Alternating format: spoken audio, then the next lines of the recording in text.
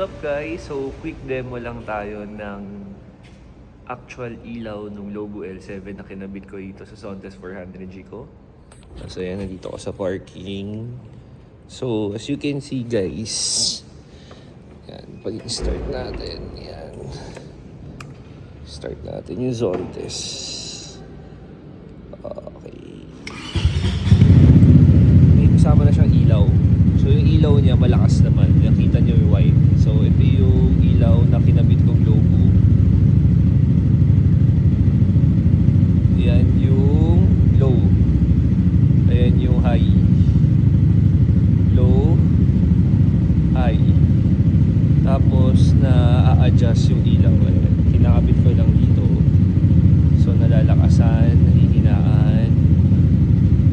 Low, high. Ayan yung high, then may flashing yan. I-click ko lang, may flashing.